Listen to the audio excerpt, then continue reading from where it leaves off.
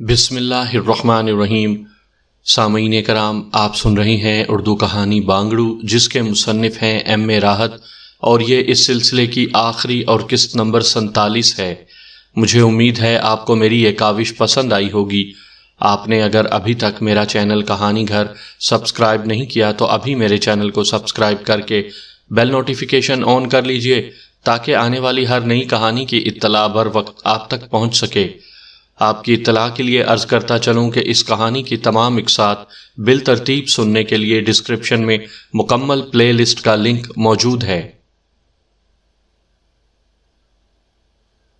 تم کون ہو؟ جوشی نے متحیرانہ انداز میں کہا، اور گولیور کو احساس ہوا کہ وہ کس شکل میں ہے۔ اس نے دونوں ہاتھوں سے چہرہ چھپا لیا۔ شرما رہی ہے بیچاری، سہیل نے عجیب سے لہجے میں کہا اور ہنس پڑا۔ جوشی کو بھی ہنسی آ گئی تھی۔ پھر اس نے سہیل سے مخاطب ہو کر کہا، لیکن یہ کیا ہے مسٹر سہیل؟ کچھ نہیں، شوق ہے اس کا، اب میں کیا کر سکتا ہوں؟ مگر ٹھہرو، تم تو اسے اصلی شکل ہی میں لے جاؤ گے۔ ایمونیا منگواتا ہوں اس کے لیے، سہیل نے جواب دیا، اور تھوڑی دیر کے بعد گولیور کا منہ میک اپ سے صاف کر دیا گیا۔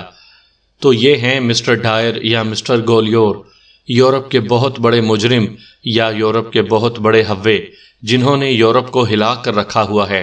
لیکن مسٹر جوشی، اگر یہ اب آپ کی تحویل سے نکل گئے تو سمجھ لیجئے کہ آپ دوبارہ انہیں کبھی نہ پا سکیں گے۔ فکر نہ کریں مسٹر سہیل، یہ اب کبھی میرے چنگل سے نہ نکل سکے گا، جوشی نے جواب دیا، اور گولیور کے ہاتھوں میں ہتھکڑیاں لگا دی گئیں۔ گولیور خونخوار نگاہوں سے سہیل کو دیکھ رہا تھا۔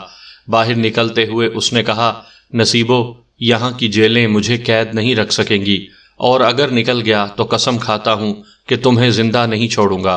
تمہارا قصہ پاک کر کے ہی اس ملک سے واپس جاؤں گا۔ سنو گولیور، اگر تم یہاں کی جیلیں توڑ کر نکل بھی گئے تو زندہ اس ملک سے واپس نہ جا سکو گے۔ یہ نصیبوں کا عہد ہے، سہیل نے کہا، اور گولیور دانت پیستا ہوا باہر نکل گیا۔ جوشی کی مسرت کی انتہا نہیں تھی۔ گولیور کو لے کر وہ ہیڈ کوارٹر پہنچا۔ ہیڈ کوارٹر میں گولیور کے تمام ساتھی موجود تھے، اور ایسے بے شمار کاغذات گولیور کی رہائش گاہ سے پولیس کے ہاتھ لگ گئے تھے، جن سے اندازہ ہوتا تھا کہ گولیور کن مقاصد کے تحت یہاں آیا تھا۔ اس سفارت خانے میں قتل و غارت گری کے سلسلے میں بھی پولیس کو بہتر ثبوت حاصل ہو گئے تھے، اور تمام سہرا جوشی ہی کے سر تھا۔ جوشی کی خوشیوں کی انتہا نہیں تھی۔ اس نے گولیور جیسے خطرناک مجرم کو گرفتار کر لیا تھا، جس کے بارے میں یورپ کی پولیس بھی سر پکڑ کر بیٹھ جاتی تھی۔ لیکن جوشی نے سہیل سے جو وعدہ کیا تھا وہ پورا کر دیا۔ پتہ نہیں دوستی کے جذبے کے تحت یا پھر خوف کے تحت، اخبارات میں پہلی بار نصیبو کا نام اس انداز میں آیا تھا۔ نصیبو ایک پراسرار نام، جس نے یورپ کے خطرناک مجرم گولیور کو چوہے کی طرح گرفتار کروا دیا۔ نصیبو کی ہدایت پر مسٹر جوشی نے گولیور کو گرفتار کیا، اور اس کے بعد گولیور کے بارے میں تمام تفصیلات درج تھیں۔ نصیبو کے نام کو ایک پراسرار حیثیت دی گئی تھی، اس کا کوئی نشان نہیں بتایا گیا تھا۔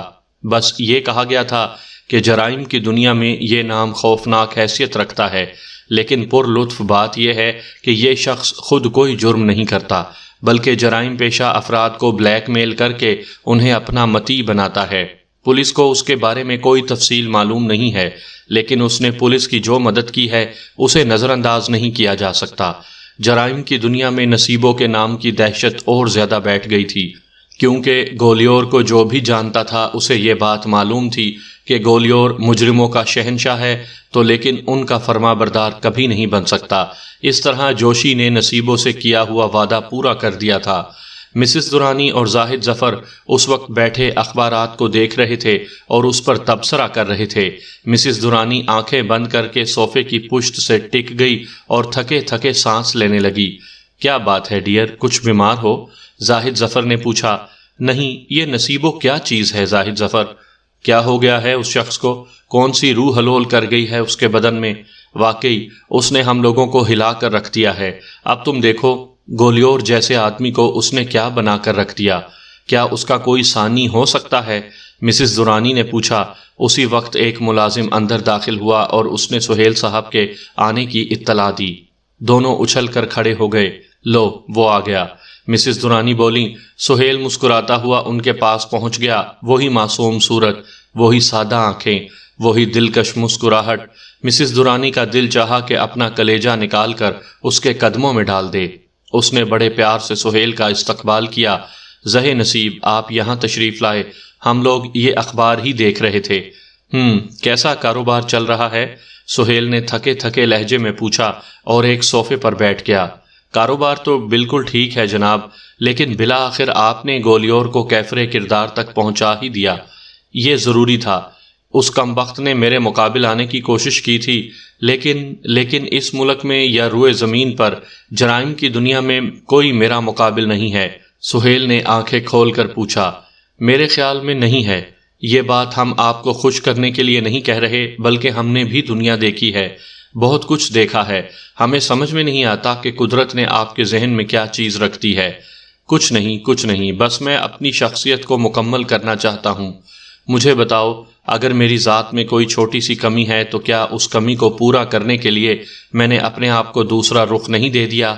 کیا اس ملک میں وہ نسل جو نہ مرد کہلاتی ہے نہ عورت، کسی بھی شکل میں سرفراز و کامران ہے، اس کا کام کیا ہے؟ سڑکوں پر ڈھول بجانا، ناچنا، گانا، الٹی سیدھی حرکتیں کرنا اور پھر رات کی تاریکی میں اپنی حالت پر آنسو بہانا۔ میں ان میں سے نہیں ہوں۔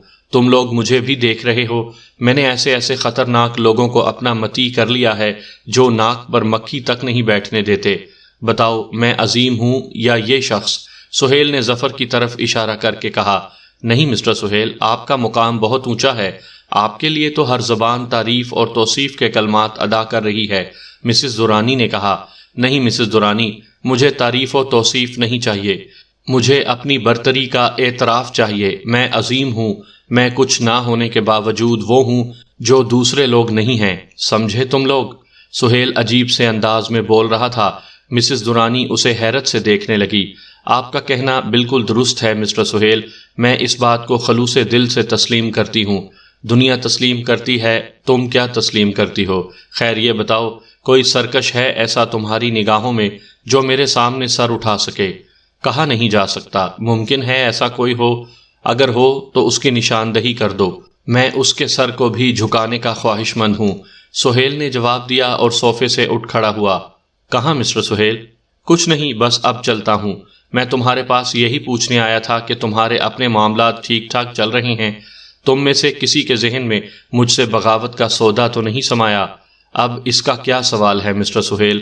ہم جو کہہ چکے ہیں اس پر ساری زندگی عمل کرنے کا تہیہ کر چکے ہیں۔ لعنت ہے تم پر، سہیل نے کہا، اور مسز درانی حیرت سے اسے دیکھنے لگی۔ میں نہیں سمجھی مسٹر سہیل۔ سمجھنے کی کوشش بھی فضول ہوگی تمہارے لیے، بس چوہے کے بل میں گھسی رہو، بزدل کہیں کے۔ سہیل غرایا اور زاہد ظفر کھوپڑی کھجانے لگا۔ سہیل، بیٹھو گے نہیں کچھ دیر؟ کچھ مشروب وغیرہ؟ نہیں، کچھ نہیں پیوں گا، میں چلتا ہوں۔ مگر آپ کی یہ کیفیت، کیا آپ ہم سے کچھ ناراض ہیں؟ میں ساری دنیا سے ناراض ہوں۔ مجھے وہ لوگ چاہیے جو مجھ سے سرکشی کریں، بغاوت کریں، سمجھے؟ میں دشمنوں کو پالنے کا عادی ہوں، دوستوں سے مجھے نفرت ہے۔ مجھے دشمن چاہیے، دشمن۔ سہیل بڑبڑاتا ہوا کمرے سے باہر نکل گیا۔ اس کی ذہنی کیفیت اعتدال پر معلوم نہیں ہوتی تھی۔ آنکھیں دیکھتے ہی دیکھتے گہری سرخ ہو گئیں اور چہرے کے تاثرات بدل گئے تھے۔ وہ باہر نکل گیا تو زاہد ظفر نے مسز درانی کی طرف دیکھا۔ یہ کیا ہے؟ خدا کی قسم، اسے دیکھ کر تو پاگل ہونے کو جی چاہتا ہے۔ آج حالت کچھ زیادہ خراب معلوم ہوتی ہے۔ میں سمجھتا ہوں، میں اس کی ذہنی کیفیت سمجھتا ہوں مسز درانی۔ جو کچھ اس نے بتایا ہے اگر وہ سچ ہے تو یقین کرو کہ یہ دنیا کا سب سے بڑا المیہ ہے۔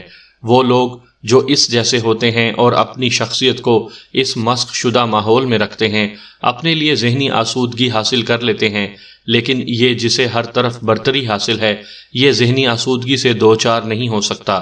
مجھے خطرہ ہے مسز درانی، مجھے خطرہ ہے، شدید خطرہ۔ کس بات کا؟ اس کا یہ پاگل نہ ہو جائے۔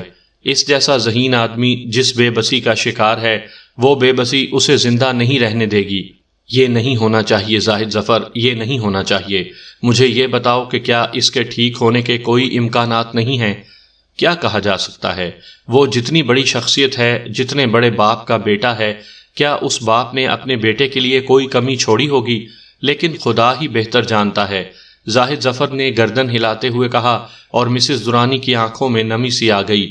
وہ سہیل سے اب واقعی اس قدر متاثر ہو گئی تھی کہ اس کے لیے افسردہ تھی، لیکن سہیل کا کرب دور کرنا کسی کے بس کی بات نہیں تھی۔ خود مسز درانی یا سہیل کا کوئی ہمدرد اسے اس کرب سے، اس عذاب سے نجات نہیں دلا سکتا تھا۔ دونوں سوچ میں ڈوبے بیٹھے رہے۔ جوں جوں وہ اس کے بارے میں سوچتے جا رہے تھے، ان کے ذہن الجھتے جا رہے تھے۔ پھر مسز درانی گہری سانس لے کر بولی، انسان کتنا عجیب ہے خدایا، کل تک میں اس کی دشمن تھی، اس سے نفرت کرتی تھی، میری دلی آرزو تھی کہ میں اسے زندگی سے محروم کر دوں، میں نے اس کے لیے کیا کیا جتن نہیں کیے، لیکن آج میں اس کے لیے افسردہ ہوں۔ ہاں، انسان بے حد عجیب ہے۔ وہ پیدا ہوتا ہے، تعلیم حاصل کرتا ہے، سائنس پر ریسرچ کرتا ہے، چاند تک جا پہنچتا ہے، سیاروں کو تسخیر کر لیتا ہے، سمندروں کو مطیع کر لیتا ہے، پانی کی گہرائیوں میں جا بیٹھتا ہے، خلاباز بن جاتا ہے، نفسیات دان بن جاتا ہے، لیکن خود پر ریسرچ نہیں کر پاتا، کوئی اپنے آپ کو نہیں سمجھ پاتا۔ بالکل ٹھیک کہہ رہے ہو۔ یہ بتاؤ ہم سہیل کے لیے کیا کریں؟ مسز درانی بولی۔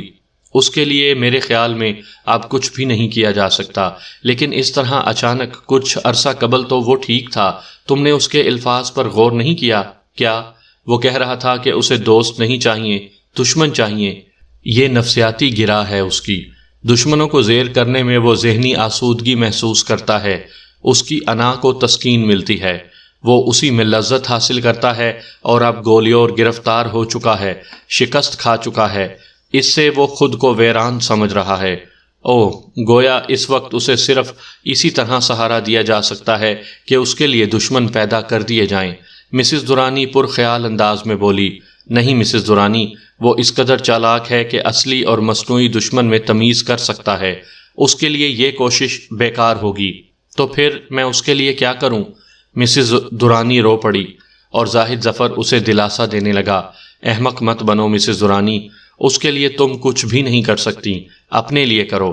آؤ ہم دونوں ایک دوسرے کو سہارا دیں، اس کائنات میں اگر کوئی اپنے لیے ہی کچھ کر سکے تو بہت بڑی بات ہے، آؤ۔ نواب خیرات علی نے کوٹھی خالی کر دی تھی اور شیکی نے اس کا قبضہ حاصل کر لیا تھا۔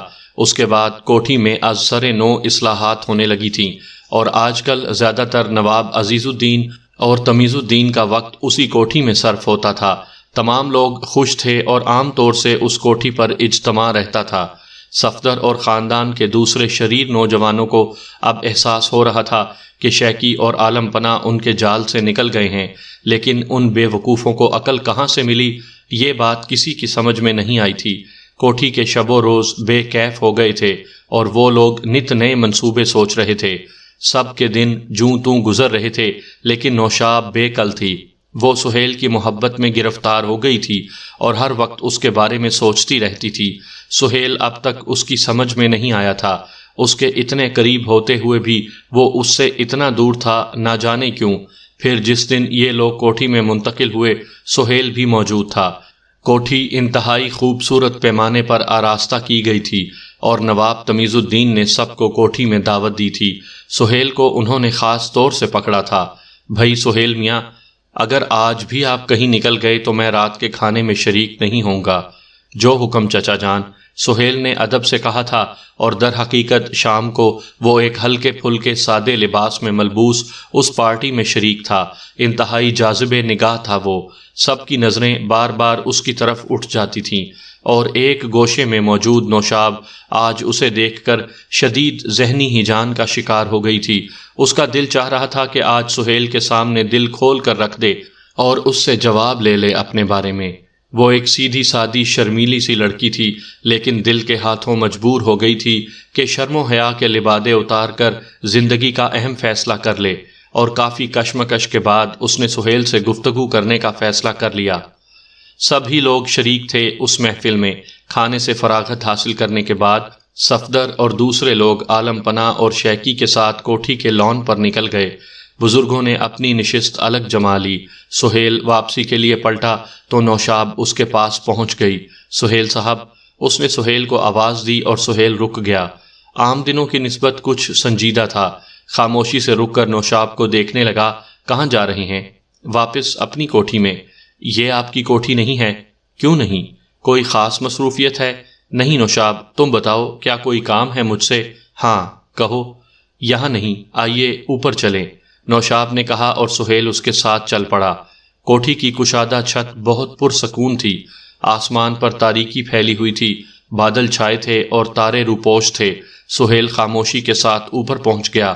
اجازت دیں سہیل صاحب کہ جو کچھ دل میں ہے صاف صاف کہہ دوں۔ نوشاب بولی، کہو، ایک بار پہلے بھی کہہ چکی ہوں، دوبارہ کہہ رہی ہوں کہ آپ ہماری آمد سے خوش نہیں ہیں۔ شاید میں نے پہلے بھی یہی جواب دیا تھا کہ ایسی کوئی بات نہیں ہے، سہیل نرمی سے بولا۔ آپ کا رویہ اس کا احساس دلاتا ہے۔ اگر یہ بات ہے تو میں شرمندہ ہوں، سہیل نے کہا۔ صرف شرمندہ ہیں؟ اس میں تبدیلی نہیں کر سکتے؟ کیا تبدیلی چاہتی ہو؟ سہیل نے پوچھا اور نوشاب عجیب سی نگاہوں سے اسے دیکھنے لگی۔ پھر بولی، چاہنے سے کچھ ملا تو کیا ملا سہیل صاحب؟ آپ خود جائزہ لیں، ہم آپ کا خون ہیں۔ ہم تو یہ سمجھتے ہیں کہ ساری دنیا ایک طرف اور آپ اور ہم ایک طرف، لیکن یوں محسوس ہوتا ہے کہ آپ ہماری طرف ہیں ہی نہیں۔ یہ بات نہیں ہے نوشاب، خدا نہ خواستہ اگر کبھی تمہیں میری ضرورت پیش آئی تو میں صرف تمہاری طرف رہوں گا۔ ہمیں آپ کی ضرورت ہے سہیل۔ میں نہیں سمجھا، آپ میری نسوانیت کو مجروح کیے بغیر نہیں رہیں گے؟ عورت کی زبان کا قفل اس کی نسوانیت کی انا ہوتی ہے، یہ انا ٹوٹ جائے تو وہ خود کو بہت ہلکا محسوس کرتی ہے، لیکن بعض اوقات مجبوریاں بہت کچھ توڑ دیتی ہیں۔ ازل سے مرد نے عورت کو اور عورت نے مرد کو چاہا ہے سہیل۔ زندگی ایک ہی راستے پر چلتی ہے اور ہمارا معاشرہ اور مذہب اس راستے کا انتخاب کرتا ہے۔ اس راستے کے لیے اپنی ایک پسند بھی ہوتی ہے۔ میں نے اپنے ذہن میں آپ کو اپنا ہمراہی منتخب کیا ہے سہیل۔ کیا زندگی کے سفر پر آپ میرے ساتھ چلنا پسند کریں گے سہیل؟ سہیل تھوڑی دیر خاموش رہا، پھر بھاری لہجے میں بولا، زندگی انسان کے ساتھ ایک مذاق ہے نوشاب۔ کیا مطلب؟ میں سمجھی نہیں۔ مذاق ہوتا ہے، تمہاری انسانیت کی ایک انا ہے، لیکن میری مردانگی میری ذات سے مذاق ہے، سمجھی تم؟ میں اپنی ذات پر کوئی فخر نہیں کر سکتا، نہ میری نسوانیت کی کوئی انا ہے نہ مردانگی کی۔ میں ان دونوں کے درمیان کھڑا تھوہر کا ایک پودا ہوں، بھدا، بدنما اور بے مصرف۔ میرے وجود کا کوئی مصرف نہیں ہے۔ تھوہر کے پودے کی گہرائیوں میں جھانکو گی تو نفرت سے تھوک دو گی مجھ پر۔ میں کچھ نہیں ہوں، میں کچھ نہیں ہوں۔ سہیل کی آنکھوں میں دیوانگی چھلکنے لگی۔ کیوں؟ آخر کیوں؟ ایسا کیوں سوچتے ہیں آپ؟ جاننا چاہتی ہو؟ ہاں، میں آپ کے بارے میں سب کچھ جاننا چاہتی ہوں۔ تو آؤ میرے ساتھ، آؤ۔ سہیل کی آنکھیں شیشے کی گولیوں کی مانند چمکنے لگیں۔ کہاں؟ آؤ آؤ، حقیقت جان لو، اس نے چہکتے ہوئے لہجے میں کہا۔ عجیب سا موڈ ہو گیا تھا اس کا، وہ مسکرا رہا تھا، لیکن اس کی یہ مسکراہٹ اس کی اپنی نہ تھی۔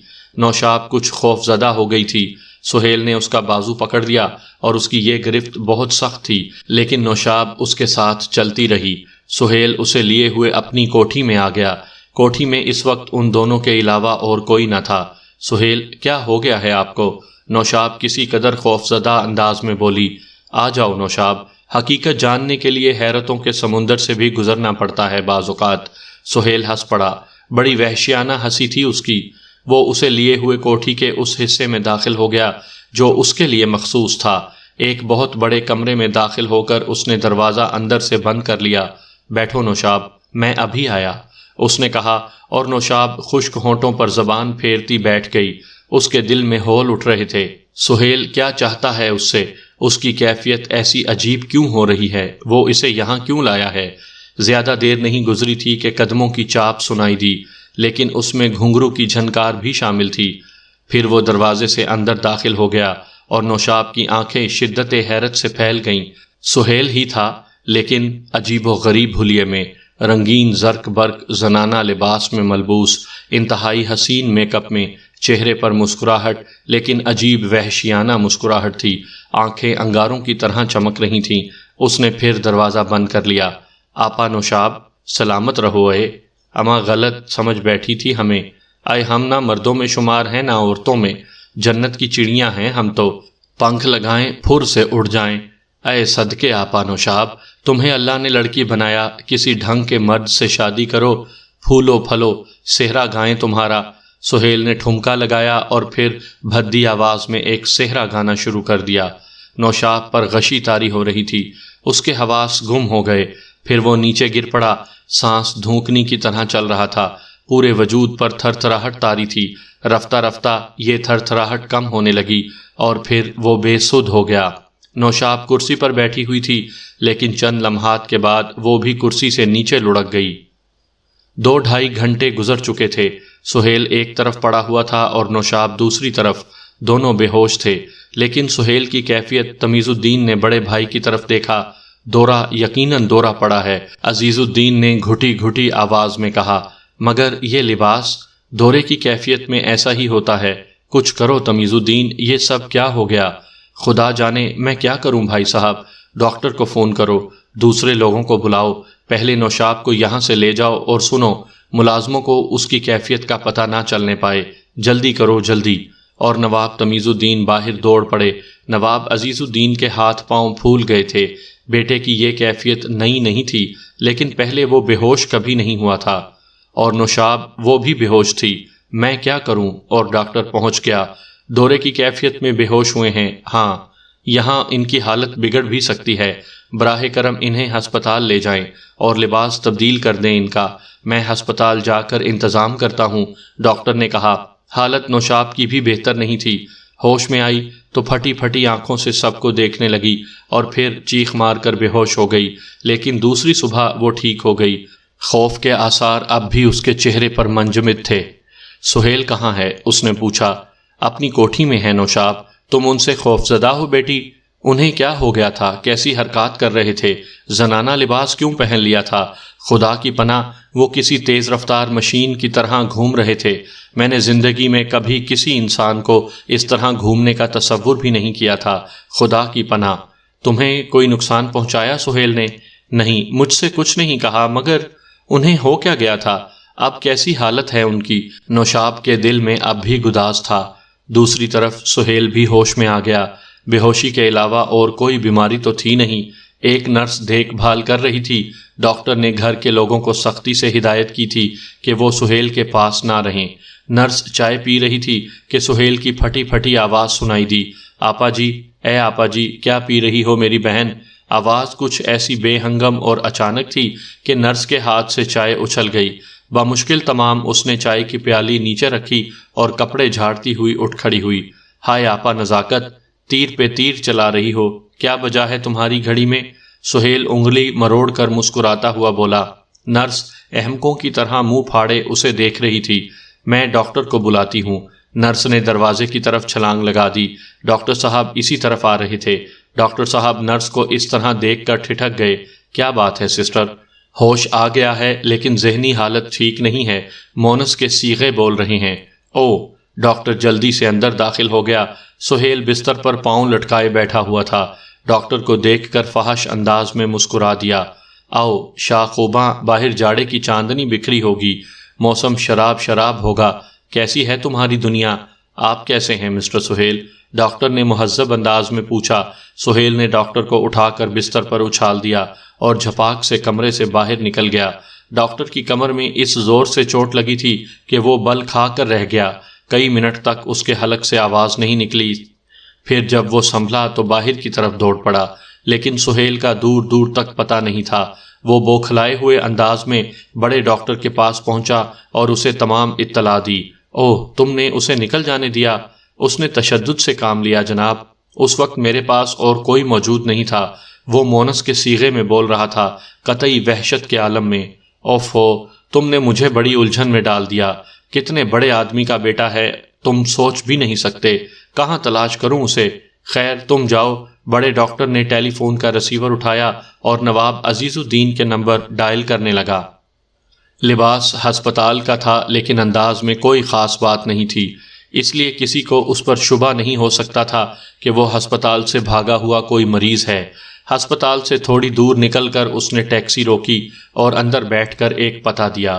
थोड़ी देर के बाद वो उस इमारत के नज़दीक उतर गया जहां उसके दूसरे साथी मौजूद थे। अब उसके अंदर दीवानगी की कोई कैफियत नहीं थी, बस चेहरे से वो थका थका नजर आ रहा था। नाजनीन और माजबीन रंगीन जनाना लिबासों में मौजूद थे। नसीबों को देखकर वो मुअद्दब हो गए, लेकिन आज उसके तेवर बदले हुए थे। मेरा लिबास लाओ, उसने भारी लहजे में कहा। कौन सा उस्ताद, जनाना या मर्दाना? نصیبوں نے کھوئے کھوئے لہجے میں کہا، پھر کسی قدر کرب بھرے انداز میں بولا، ان 2 لباسوں کے علاوہ اور کوئی لباس نہیں ہوتا؟ اور کون سا لباس ہوتا ہے استاد؟ کوئی ایسا لباس جو ہم جیسوں کے لیے ہو؟ کیا ہم کچھ بھی نہیں ہیں؟ اگر نہیں ہیں تو ہمارا وجود کیوں ہے؟ ہمیں کسی ایک شکل میں کیوں رہنا پڑتا ہے؟ ہماری کوئی الگ دنیا کیوں نہیں ہے؟ بولو، ہماری دنیا الگ کیوں نہیں ہے؟ اللہ کی مرضی استاد، جو میرا مولا بنا دے۔ نازنین تالیاں بجاتا ہوا بولا، اور نصیبو اپنے دونوں ہاتھ دیکھنے لگا۔ پھر اس نے ایک ہاتھ دوسرے پر مارا، تالی کی آواز ابھری۔ دوسری اور پھر تیسری بار اس نے تالی بجائی اور پھر مسکرا کر بولا، زنانہ لباس لے آؤ۔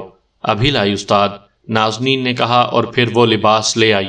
میک اپ کرو، سہیل بولا، اور مشاتائیں بال بال موتی پرونے لگیں۔ تھوڑی دیر کے بعد نصیبو جگمگانے لگا۔ چلو ری چلو، رنگ جماؤ، ناچ دکھاؤ۔ نصیبوں نے حکم دیا اور بڑے حال میں محفل جم گئی۔ نصیبو گاؤ تکیے سے ٹیک لگا کر بیٹھ گیا۔ ہیجڑے رقص کرنے لگے۔ نصیبو اس رقص میں پوری طرح دلچسپی لے رہا تھا۔ پھر وہ خود بھی اٹھ کھڑا ہوا۔ اس نے 2-3 ٹھمکے لگائے اور دفعتاً ٹھٹک گیا۔ ساز رک گئے۔ سب رک کر نصیبوں کو دیکھنے لگے تھے۔ کیا ہوا استاد؟ ماں جبین نے پوچھا۔ کچھ نہیں کچھ نہیں، بند کر دو یہ سب کچھ۔ یہ میں تو نہیں ہوں، یہ سب میرا لباس، میرا حلیہ، میں یہ تو نہیں ہوں۔ طبیعت خراب ہے استاد؟ نہیں، ٹھیک ہوں، نصیبوں نے تھکے تھکے انداز میں کہا، اور اس حال سے باہر نکل آیا۔ وہ ایک مخصوص کمرے میں پہنچ گیا۔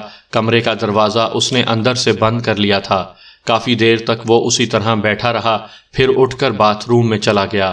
باتھ روم کا نل کھول کر اس نے چہرہ صاف کیا اور میک اپ اتار کر باہر نکل آیا، اور ایک الماری سے مردانہ لباس نکال لیا۔ لباس پہن کر اس نے بغلی ہولسٹر میں پستول لگایا اور پھر باہر نکل آیا۔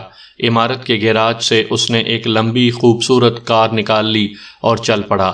کافی دیر تک سڑکوں پر آوارہ گردی کرتا رہا، اور پھر اس کا رخ بندرگاہ کی طرف ہو گیا۔ بندرگاہ کے ایک بدنام ترین ہوٹل کے سامنے اس نے کار روک دی۔ یہ ہوٹل کم منشیات کا اڈا زیادہ تھا۔ اس اڈے کا مالک داراب خان تھا، ایک خودسر اور مغرور بدماش تھا۔ نصیبو اندر داخل ہو گیا۔ ہوٹل کھچا کھچ بھرا ہوا تھا۔ نصیبو اصل جگہ سے واقف تھا۔ جس وقت وہ داراب خان کے نشست گاہ میں داخل ہوا، داراب خان اپنے حواریوں میں بیٹھا ہوا تھا۔ ایک اجنبی کو اندر داخل ہوتے دیکھ کر سب حیران ہو گئے، کیونکہ یہاں کوئی اجنبی نہیں آ سکتا تھا۔ داراب خان نے بھویں ٹیڑھی کر کے نصیبو کو دیکھا۔ خان، یہ نصیبو ہے، اس کے حواریوں میں سے ایک نے کہا، اور داراب خان کے ہاتھ سے شراب کا گلاس چھوٹ گیا اور وہ اچھل کر کھڑا ہو گیا۔ کیوں داراب خان، کیسے مزاج ہیں؟ نصیبو نے کہا۔ استاد نصیبو اس طرح یہاں آ جائے گا، یہ میں نے کبھی سوچا بھی نہیں تھا۔ بہت بڑے بدماش ہو تم، میرے بارہا بلانے پر بھی تم میرے پاس نہیں آئے تو میں خود چلا آیا۔ داراب خان، میں نے سوچا ہے کہ اپنے اور تمہارے درمیان فیصلہ کر لوں۔ فیصلہ ہو چکا ہے استاد، داراب خان نے ڈھیلے ڈھالے لہجے میں کہا۔ کیا فیصلہ ہوا ہے؟ نصیبو نے پوچھا۔ بس استاد، تمہیں استاد مان لیا ہے، جو کچھ طے کرو گے پہنچا دیا جائے گا۔ مجھ میں تم سے لڑنے کی ہمت نہیں ہے، اب اس کا وقت گزر چکا ہے داراب خان، اب یہ فیصلہ ہاتھوں سے ہوگا۔ ہاں، چاقو استعمال کرو گے یا پستول؟ بولو، ایک بات کا تو تمہیں یقین دلا دوں، تنہا آیا ہوں تمہارے اڈے پر، اس سے اچھا موقع تمہیں اور کوئی نہیں ملے گا۔ نہیں استاد، داراب اب تمہارے سامنے نہیں آئے گا۔ کیا بکواس کرتے ہو؟ تمہیں مجھ سے لڑنا ہوگا، تم رہو گے یا میں تم سے فیصلہ کرنے آیا ہوں، میں تمہارے حق میں دستبردار ہوتا ہوں۔ استاد، تم کہو گے تو میں چلا جاؤں گا یہاں سے، داراب نے کہا۔ بکواس مت کرو، سہیل کرب سے چیخا۔ داراب کا سر جھکا ہوا تھا، سہیل کرب کے عالم میں وہاں سے نکل گیا۔ اس کے حلق سے کربناک آوازیں نکل رہی تھی۔ آؤ، مجھ سے دشمنی کرو، مجھے مارو، میں مرنا چاہتا ہوں۔ زندگی بے مقصد ہے میرے لیے، بے کیف ہے یہ زندگی، جہاں دوست ہوں نہ دشمن۔ کیا ہوں میں؟ مجھے بتاؤ۔ گاڑی اس نے وہیں چھوڑ دی تھی۔ وہ چلتا رہا، گلیوں اور سڑکوں میں مارا پھرتا رہا، پھر اس کا رخ اسٹیشن کی طرف ہو گیا۔ بوڑھے ہیجڑے نے اسے پرجوش انداز میں سینے سے بھینچ لیا۔ آ گئی میری نصیبو، بڑے دن کے بعد آئی ہے میری بچی، کیسی ہے؟ آنکھیں ترستی ہیں تیرے لیے، پوچھ لے کسی سے، تو میری اولاد نہیں مگر اولاد کی طرح چاہتی ہوں تجھے۔ میں آ گئی ہوں اماں، ہمیشہ کے لیے، اب میں کہیں نہیں جاؤں گی، میں تمہارے ساتھ ہی رہوں گی، میری یہی دنیا ہے۔ اماں، نہ جانے میں اب تک کہاں بھٹکتی رہی، سہیل نے کہا۔ اس کی آنکھوں سے آنسو بہہ رہے تھے، لیکن بوڑھے ہجڑے کی آنکھوں میں خوشی کے طوفان امڑ رہے تھے۔ اس نے زور زور سے آوازیں لگائیں، اری او گلبدن، او حسینہ، کہاں مر گئیں سب کی سب؟ تیاریاں کرو جشن منانے کی، دیگیں چڑھواؤ، باورچی بلواؤ، اے میری نصیبو آ گئی اپنی اماں کے پاس، جلدی کرو، سب کو خبر کرا دو، نصیبو اب یہیں رہے گی۔ اور ہیجڑے جشن کی تیاریاں کرنے لگے۔ باورچی آیا اور دیگیں چڑھ گئیں۔ 3 دن تک جشن رہا۔ دور دور سے ناچنے والیاں یا والے آنے لگے، کمال دکھانے لگے، دولت کمانے لگے۔ پھر بوڑھی اماں اسے لے کر 7 پیروں کے مزارات کی زیارت کو چل پڑیں۔ اس متبرک زیارت کے بغیر زندگی نامکمل رہتی تھی۔ یہاں خوشیاں تھیں اور وہاں صف ماتم بچھی ہوئی تھی۔ سہیل غائب تو ہو جاتا تھا، مگر اس طرح کبھی غائب نہیں ہوا تھا۔ اس کے ڈاکٹر نے اس کی کیفیت کے تحت کہا تھا، اس کا ذہن ہمیشہ کے لیے الٹ گیا ہے، خدا جانے وہ کیا کر بیٹھے، ہم اس کے بارے میں کچھ نہیں کہہ سکتے عزیز صاحب۔ لیکن عزیز الدین صاحب کا دل کہاں مانتا، کیا کیا جتن نہ کر لیے بیٹے کی تلاش کے لیے، لیکن سہیل کو نہ ملنا تھا نہ ملا۔ دن مہینوں اور مہینے سالوں میں بدل گئے۔ لوگ اب سہیل کے عادی نہیں رہے تھے، لیکن ماں باپ کے دلوں کے زخم تازے تھے۔ یہ زخم بھلا کہیں بھرتے ہیں؟ نوشاب کچھ عرصہ افسردہ رہی، پھر اس کی شادی ہو گئی۔ شیکی 100% شفیع الدین بن گیا، اور جہانگیر اب صرف جہانگیر تھے۔ محکمہ جاسوسی اب ختم ہو گیا تھا اور اب ان کا اپنا کاروبار تھا، جسے وہ نہایت خوش اسلوبی سے چلا رہے تھے۔ زندگی حسب معمول تھی، کچھ بھی ہو جائے کاروبار زندگی چلتا ہے اور چلتا ہی رہتا ہے۔ کچھ پھول پامال ہو جاتے ہیں اور بس، کہ یہی تقدیر کے کھیل ہیں، اور تقدیر ہمیشہ انوکھے کھیل کھیلتی ہے۔ وہ ہو جاتا ہے جو تصور میں بھی نہیں ہوتا۔ وقت اب بھی وہی ہے، دنیا وہی ہے، کچھ اجڑے کچھ بن گئے۔ سہیل اب نصیبو ہے۔ بوڑھی اماں کا انتقال ہو چکا ہے، اور ہیجڑوں کی اس بستی میں نصیبو نامی ہیجڑا اب بھی رہتا ہے، کمزور، لاغر، بیمار، ہر وقت کھوں کھوں کرتا رہتا ہے۔ شاید اسے ٹی بی ہو گئی ہے۔ ناچتا ہے تو خون آنے لگتا ہے، لیکن اب پیسے کہاں سے آئیں کہ علاج ہو؟ اور پھر علاج کی ضرورت بھی کیا ہے؟ موت تو تقدیر ہے، اور تقدیر سے کون لڑے؟